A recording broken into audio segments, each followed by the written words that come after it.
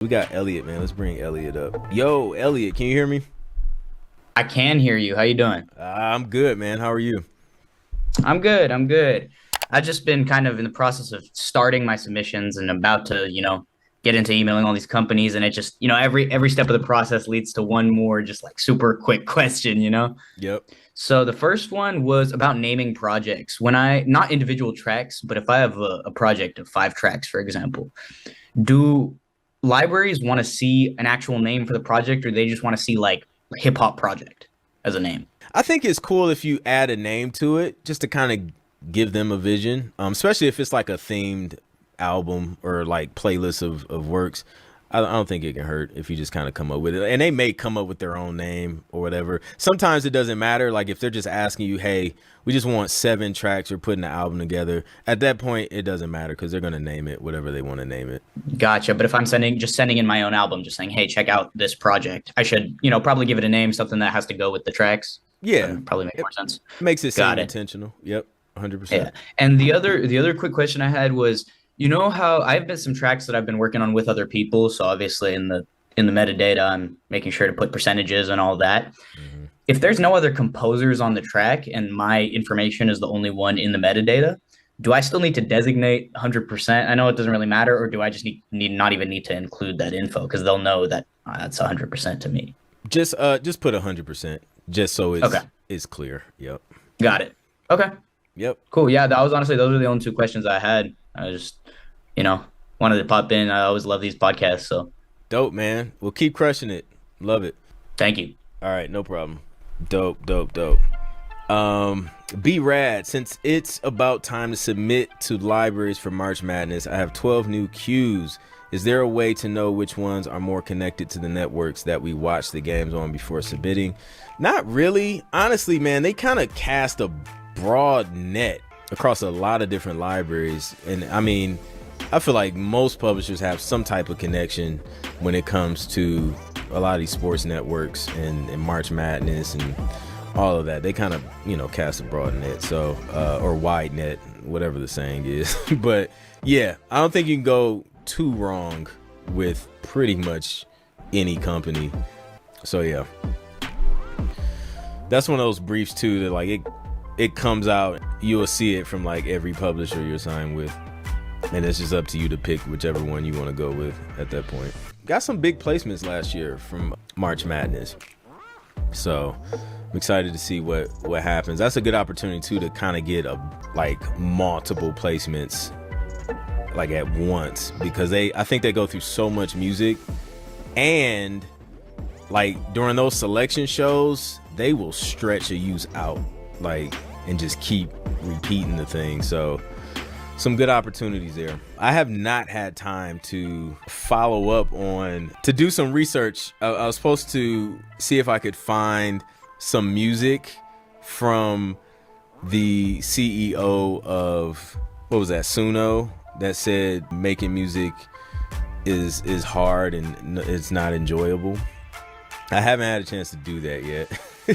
But I do want to do that. That is like a goal of mine officially, because it piqued my interest. Also, I'm excited because later today for the live music reviews, we are doing 90s and 2000s themed reviews. That is going to be fun. I can't wait to hear that. G5 says, do you know if there are other genres other than high energy hip hop that might somehow be suitable music for March Madness? Oh yeah. Let me see if I can pull up an old March Madness brief. From what I remember, it was definitely more than hip hop. It was quite inspiring. There we go. Okay. Okay. So it's not March Madness, but it's basically the same thing. Honestly, they copy and paste a lot. CBS Sports, for example. I'll just name off some styles of music I've seen. Up-tempo rock, alternative, hip-hop, trap, funk, groovy, or orchestral hip-hop hybrid, funk, dance, pop rock, electro-pop, and alternative, groovy genre hybrids welcome. They like the word groovy. Tropical house, uplifting pop, top 40 pop, but not bubblegum pop. Modern funk, pop hip hop, tropical house, anthemic rock and hip hop vocals, upbeat, energetic top 40 vocals. Lyrics should be sports related, such as winning, being the best, or unstoppable. So a wide range of styles of music, just to give you an idea.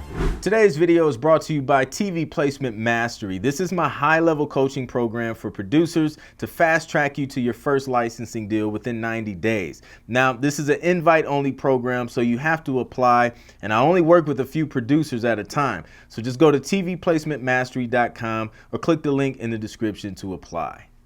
Lamar Franklin says, Clint, what do you think of the Tool God Particle?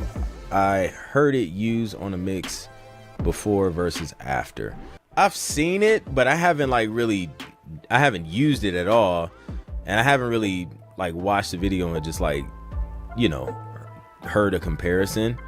So I don't know. I don't have an opinion on it. If anybody else does, feel free to chime in. Ken says, do R&B vocal tracks need to stick to the 2-minute rule for sync, or can they be a little bit longer? I still keep them around 2 minutes unless they ask for something else. I think maybe the longest is probably 2.5. Yeah, I still follow that same rule as far as length is concerned. Did they say cinematic Afro beats? Asking for a friend. They did not say cinematic Afro beats, because we made that up. What was that, a couple years ago? So it's still fresh. Cinematic Afro beats is that's your thing, man.